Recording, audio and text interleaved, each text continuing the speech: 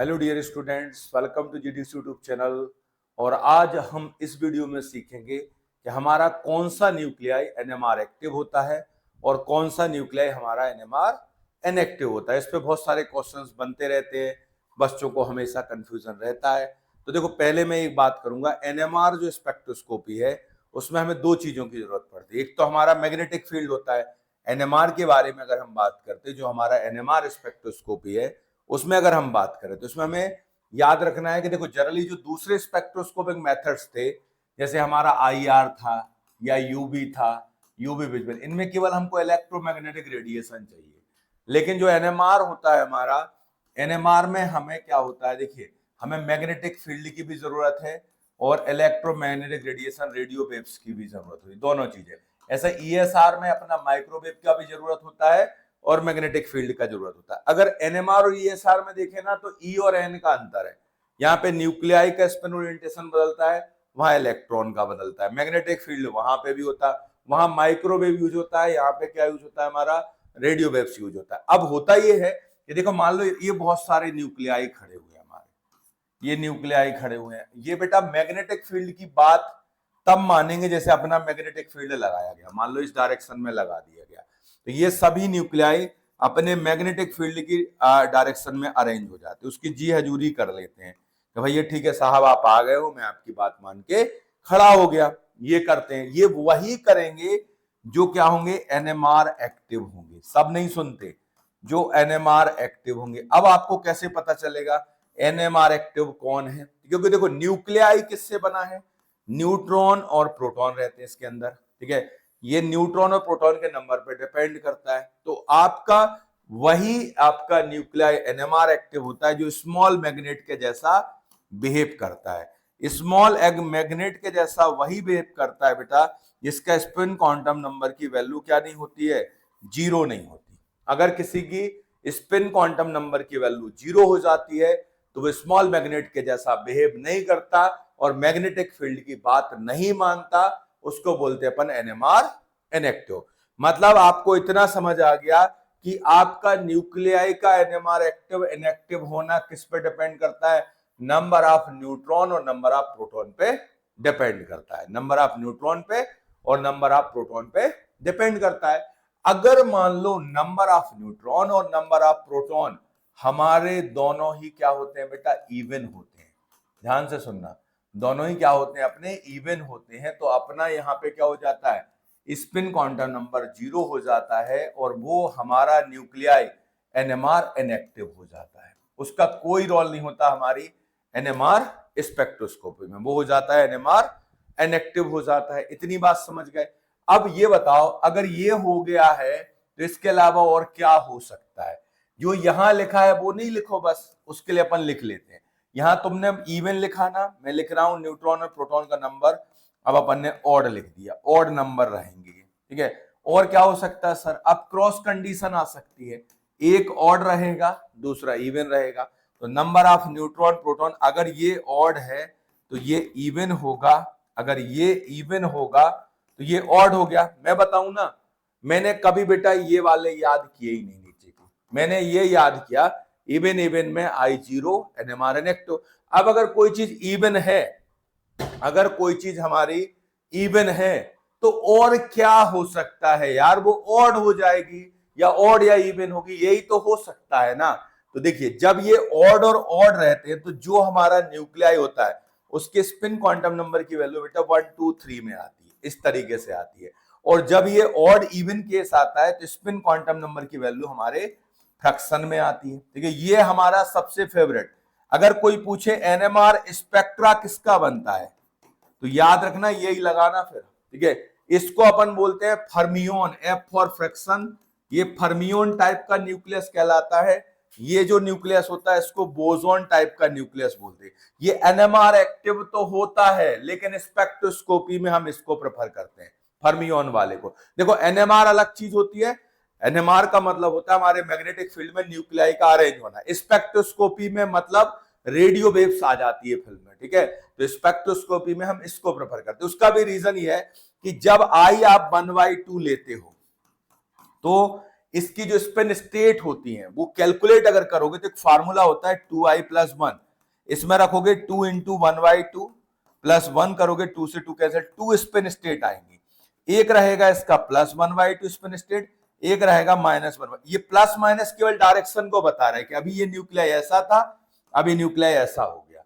अब इनका देखो डायरेक्शन बस में अंतर है, मैग्नीट्यूड इनका बराबर है, इसलिए इसको अपन स्पेक्ट्रोस्कोपी में यूज करते। अगर इनको ले लेते हो आप बोसोन वाले को तो I1 आएगा, 2i+1 करोगे, स्पिन स्टेट हमारी 3 आएंगी। इसमें क्या होता है, एक 0 स्टेट होती है, एक -1 होती है, एक अपनी +1 होती है, एक 0 होती है, एक -1 होती है, एक +1 होती है। ठीक है, तो इनका मैग्नीट्यूड क्या है, अलग है, इसलिए इसको स्पेक्ट्रोस्कोपी में प्रेफर नहीं करते, इसलिए इसको स्पेक्ट्रोस्कोपी में प्रेफर नहीं करते, इसको स्पेक्ट्रोस्कोपी में प्रेफर नहीं करते। ये चीज अच्छे से याद रखना। लेकिन एनएमआर एक्टिव इनएक्टिव पूछा जाए, ये दोनों ही हमारे एनएमआर एक्टिव होते हैं। मोस्ट फेवरेबल ये होता है, मोस्ट फेवरेबल ये होता है हमारी स्पेक्ट्रोस्कोपी के लिए। मोस्ट फेवरेबल क्या होता है, ये होता है। अच्छे से इसको याद रखना है आपको। ठीक है, अब आपको अगर पूछे कि सर ये न्यूट्रॉन प्रोटॉन कैसे कैलकुलेट करोगे, जैसे मान लो आपसे कहा कार्बन 6 से ये 12 है, तो ये एटॉमिक नंबर जो होता है वो नंबर ऑफ न्यूट्रॉन होता है, एटॉमिक वेट जो होता है न्यूट्रॉन प्लस प्रोटॉन होता है। अब जैसे इसमें आपको निकालना है कि एनएमआर एक्टिव है या इनएक्टिव है, तो आप नंबर ऑफ न्यूट्रॉन निकालोगे, 12 - 6 कर दोगे, 6 आएगा, नंबर ऑफ प्रोटॉन 6 आएगा, इसकी आई की वैल्यू हो जाएगी 0। ये जो रहेगा हमारा एनएमआर इनएक्टिव रहेगा। समझ गए। अब मान लो किसी ने आपसे पूछा कि इसी का C6 12 13 है, तो इसमें नंबर ऑफ न्यूट्रॉन अपना 7 हो गया, नंबर ऑफ प्रोटॉन 6 हो गया, इसमें आई की वैल्यू जो आएगी हमारे फ्रैक्शन में आएगी, फर्मियोन के फॉर्म में आएगी, ये हमारा एनएमआर एक्टिव हो जाएगा। किसी ने पूछा 7n आपका ये 14 है, इसका बारे बताएं। यहाँ पे 7 हमारा न्यूट्रॉन का नंबर, 7 हमारा प्रोटॉन का नंबर, आई की वैल्यू इसमें 1 2 3 केस में आएगी, एनएमआर एक्टिव हो जाएगा। लेकिन एज ए स्पेक्ट्रोस्कोपी में डायरेक्ट यूज नहीं कर सकते इसको। ठीक है, समझ गए इस चीज को आप लोग अच्छे से। तो ये एग्जाम में बहुत आता है, एनएमआर एक्टिव इनएक्टिव पूछते रहते हैं, तो आपको बस यही देखना है कि कहां पर इवन है, बस इतना कर लो, आपको जरूर क्वेश्चन एग्जाम में मिल जाएगा। ठीक है, तो ये ध्यान रखना है अच्छे से। आगे बात करते हैं यहाँ पे, यहां से देखिए यही चीज है, ये आपके डाइजेस्टर्स हैं, इनमें आपके ये सभी नोट्स हमारे समराइज फॉर्म में दिए गए हैं, तो इनको आप यूज कर सकते हैं। ओके, तो यहाँ पर देखो आप सबसे पहले यहाँ पर ध्यान से देखना, यही चीज मैंने आपको पूरा समझा दिया कि देखिए हमारा कंपाउंड कौन सा है, एनएमआर एक्टिव, ये नंबर पे डिपेंड करता है, नंबर ऑफ न्यूट्रॉन और नंबर ऑफ प्रोटॉन पे, क्योंकि न्यूक्लियाई की बात होती है।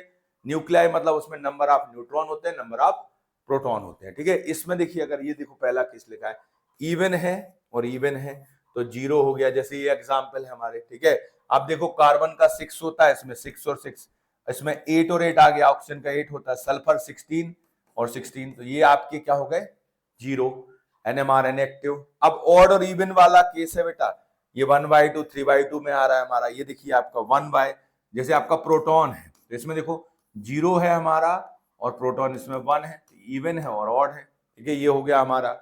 इसके अलावा इवन ऑड ऐसा भी केस मिल सकता है, ये फ्रैक्शन में ऑड और ऑड मिल सकता है, ये भी हमारे हो सकते हैं।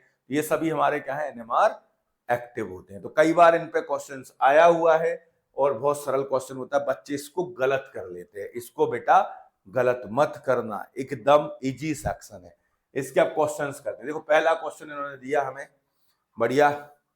ठीक है, nuclear magnetic moment not shown by, मतलब आपसे पूछ रहा है एनएमआर इनएक्टिव का नाम, एनएमआर इनएक्टिव का नाम बताना है, मतलब नंबर ऑफ न्यूट्रॉन प्रोटॉन किसमें आपके इवन और इवन है और आई की वैल्यू 0 है, ये आपको देखना है। देखिए ये हमारा 13 है, 6 निकालोगे, प्रोटॉन का नंबर 6 है इसमें, और अगर न्यूट्रॉन का नंबर देखोगे तो 7। ये तो इवन ऑड का केस है, ये एक्टिव है। ठीक है, ये 8 है हमारा, तो इसमें 8 हमारा न्यूट्रॉन है और 8 हमारा ये आपका इनएक्टिव हो गया। इसमें देखो 1H1 में, इसमें 0 हमारे क्या है, न्यूट्रॉन है, प्रोटॉन अपना 1 है, ये एक्टिव है हमारा।